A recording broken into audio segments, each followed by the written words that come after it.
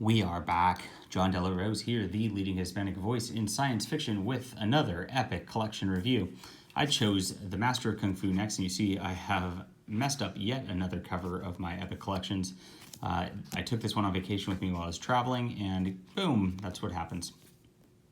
I chose The Master of Kung Fu because of Curtis Finlay's Epic Marvel Podcast, which you can go to epicmarvelpodcast.com and check things out there. This is the most recent episode that he was doing, and so I wanted to listen to the episode, hear his thoughts on it, and his co-host's thoughts, of whose name escapes me at the moment. I'm sorry. And listen to that episode while I'm reading, because I find that a lot of fun. They have really good analyses. I'd say Curtis and his friends are a bit better of analysts of art than I am. I'm more of a story guy. So you get some cool stuff, and they talk about, the different character poses by different artists and things like that. Usually have a 2-ish or 3-hour episode per one of these epic collections. So they really dive deep into them, which is awesome. So check that out. I'll try to leave the link down in the description below, so you can check that out. Subscribe to them as much as you would subscribe here, I hope, because I really love their content. All right, so getting into The Master of Kung Fu, this epic collection goes from 1973 to 1975. It's volume 1, and it covers Marvel Special Edition 15 and 16, and then they renumber that special edition, and he continues on as Master of Kung Fu, starting with number 17. Why didn't they get a new number 1? No idea, but they didn't. 328, Giant Size, number 1 through 4, which have bigger storylines to them. Giant Size Spider-Man, number 2, and Iron Man Annual, number 4. And those last two, he's just guest appearing and meeting our friendly heroes. Now, Shang-Chi is going to movie soon, and that's, I think, why they're coming out with these. There's volume 3 is coming out pretty shortly. They'll already have 1 and 2 out. Definitely interested in reading volume 2 pretty soon. And it starts out, this guy's the son of this guy, Fu Manchu, and Fu Manchu is a legendary Chinese villain type from the pulp era that was kind of reimagined into this. And he realizes his father is evil, as he's sent out as an assignment to kill someone, and he betrays his father and then has to end up fighting his father's people. And his father's like, I'm going to kill you because you betrayed me. And it's this back and forth between him and Fu Manchu for almost this entire book. And believe it or not, even though there's like 20 tales of like Fu Manchu sending somebody after Shang-Chi, it still ends up pretty fun. Steve Englehart wrote the first couple of these, and he did an all right job, but Doug Moench then picks it up later. And he really grows the character and evolves the character into his own thing. You see there's some, kind of racist depictions of Asians here at the beginning with especially the villainous Asians. They put with this like pale yellow skin. They give Fu Manchu like a golden skin. He looks actually more almost Native American in this format than he does Asian, but I mean he's clearly the good guy versus the bad guy, and it's all a skin color thing, which is kind of awkward. But that happens in here. There's I wouldn't say the depictions of the dialogue are all that bad. You don't get any characters like you do in a lot of those like 60s and 70s films where it's just super insulting, like they go like I mean they don't do that, which is which is good, because that kind of makes you roll your eyes a little bit when you see that kind of stuff. But this is what we have as a basis to start, and that's where we go. Now, Englehart did a good job in these first couple. He just introduced the characters, really. And Jim Starlin actually does the art. Jim Starlin from Thanos fame and the Infinity Gauntlet fame and all that. And in this one, Shang-Chi has to fight Midnight, who is his, raised brother in here, and has a nice little battle with him. There's Midnight, and seemingly kills Midnight as he falls to his doom and snaps his neck. And just a pretty straightforward thing before we get into changing the name of this book to its own Master of Kung Fu thing. We still got Englehart and Starlin going on, and we've got these Fu Manchu sending people after him pretty well. I like Starlin's art quite a bit. I think he's very dynamic, very fun, and these double-page spreads are actually very fun as we get into them. One thing to note here is that these dialogue boxes are a lot more interesting in this book than you get from like the Stan Lee fare or the Roy Thomas fare of the era, because it's deep into Shang-Chi's perspective. So you get a lot of background from the character from those, which is good because Shang-Chi doesn't talk a lot. He is he's very much a stoic, quiet type. And in this one, he's meeting this guy called Naismith, who used to work for his father or whatever, and is trying to meet him to try to help him deal with his father. And Naismith is crippled. Shang-Chi tells him to stand up, a very nice miraculous element of the ending. Naismith is not trusting of him because he knows his lineage, but there's a relationship that builds here, and this was a very good issue to get him involved. And we lose Starlin at this point, and the art changes, and it's all right. I don't mind it. But Shang-Chi goes on the ship here. There's a couple different ship episodes of Shang-Chi where he deals with that, and he, of course, fights Fu Manchu's people.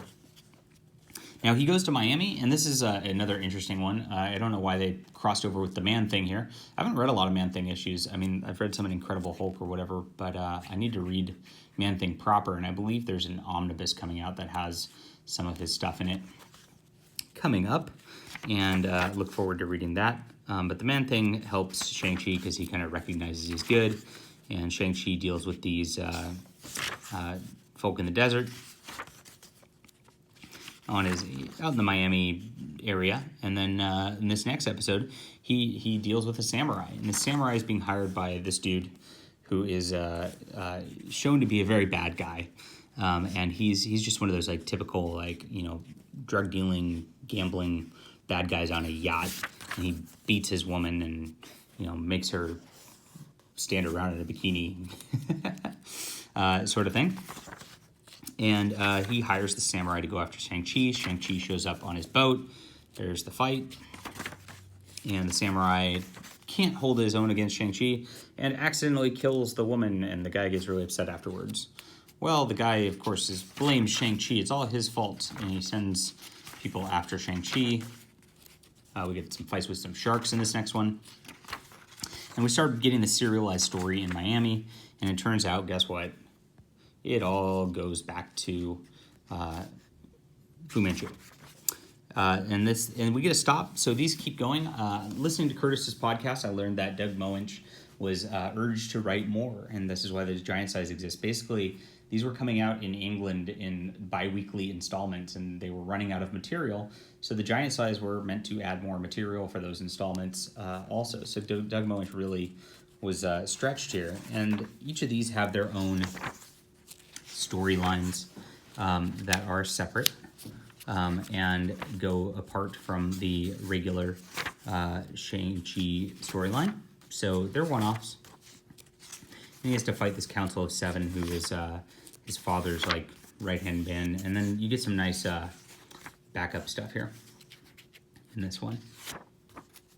Backup story, giant-sized Spider-Man. Here's the Spider-Man Shang-Chi deal, and basically he pits Spider-Man and Shang-Chi against each other in hopes that they'll fight, and then they go take down his father. Again, it's just like fighting his father, so there's not much to talk about. And those one-offs don't really impact the Shang-Chi storyline, so we're back to the main storyline now after all this. And again, we're on Doug Moench now. Steve Englehart's gone on this. And we have some more fighting of that sort of death stuff, and we end up in, I guess the twist is we're in Mount Rushmore. It wasn't really alluded to until this point in the page. It was kind of weird to get that. It's like, oh, I guess he went all the way out to South Dakota, and I didn't know it. Most of them take place in New York, or that, except for the Miami up until this point. And then we get a second giant size book where Shang-Chi meets this woman, and she's kind of like a streetwalker chick. And then he likes her, I guess. And then they start to get together, and they go off together to solve this mystery. Guess who's behind the mystery? It's Shang-Chi's father again. and Shang-Chi gets thrown into this like maze prison thing with his pals, and Shang-Chi ends up having a like weird delusions in this, and ends up killing the girl, and so he gets really upset because he ended up killing the girl. Very sad. So we are back to the main story. All right, Al Milgrom joins on as artist now. So the art changes a little bit. I think it gets a little wonkier at this point. You see some weird poses, things like that from him that don't exactly work. Weird neck things. But it's the same general storyline. Shang-Chi does some battles every time. He uses his kung fu, and he's just better than everybody else, and it ends up being something to do with his father. Now they go down to the Amazon to fight. And we have this, and he's fighting his father's men. Now this one gets interesting because the storyline here is that they are hunting for a secret weapon, which is an old bomb, and they don't want Fu Manchu to get it. And this other guy who is an old Nazi is defending it and going to try to take over the world for himself. He ends up working with Fu Manchu, but then they turn on each other, and their men start killing each other. And Shang-Chi has to then get in the middle of this and stop everybody, because that's his job. And on the way back, he then has to fight a tribe who mistakes him for a bad dude. They respect him after he beats them. Again, you know, just the awkward poses. I don't know why you'd have your arm behind that. That looks like kind of painful. And the art just took a little bit of a downturn at this point, but that's okay. It didn't distract too much from things.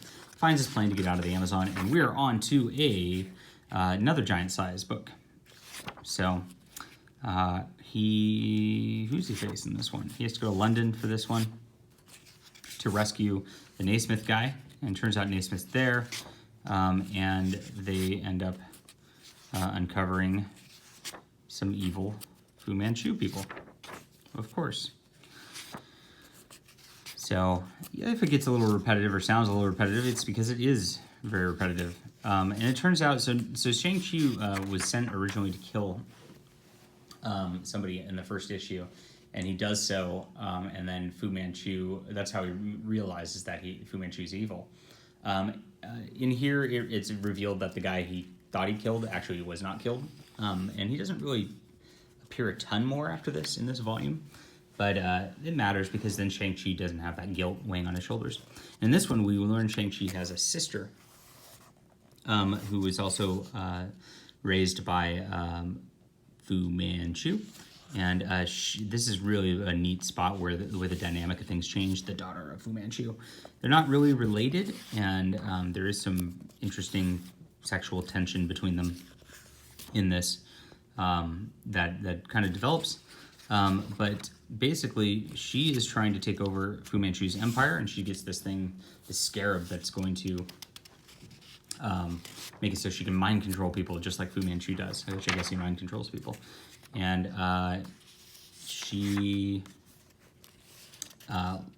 seemingly dies and disappears and runs off, or one of her friends seemingly dies. He doesn't. She goes off in a helicopter, and then he has to find her, and ends up, I believe, does he end up in China in this one? I think he goes to Fu Manchu. Oh, no, he goes to Fu Manchu's lair first. And Fu Manchu's like, hey, your sister's even worse than me, just telling you. And he's like, we're going to have a big war that's going to destroy everything if you don't join me. Join me. And then we get back to the sister element. Is this the last issue here? Yeah, it might be it. Okay. So we have this... I don't even remember this issue. Oh, well. Okay, so we have the sister back again. This is the one where he ends up going to China, like I thought. And I thought this was very enjoyable. And he goes to confront his sister. She wants him to join her, of course. And he says no. And she expects this, of course, so she sends his dudes after him. He takes them down, rescues his boy Naismith, and that's where it ends. and that's the last issue of the main series here. This is Giant Size number 4. We get a villain named Tiger Claw, and this is pretty interesting. It's mostly from the perspective of this like weird taxi driver who is kind of a dweeb, as you can see right here, and he wants his cab fare back, and he's going to help Shang-Chi track down these people who were stealing stuff to get his cab fare back. It's a very lighthearted compared to the rest of the series. It doesn't take itself seriously, and fun as a consequence. It was a nice shift of tone, because I got really sick of the like fighting Fu Manchu's dudes. Fu Manchu kind of laughs at the end and goes, "I get you next time, Gadget," and then goes away. That wraps up this series at this point. Oh, we're still in this. So yeah, he ends up having to face a guy named Tiger Claw, and then the cabbie kind of helps Fu Manchu, or not Fu Manchu, Shang-Chi a little bit.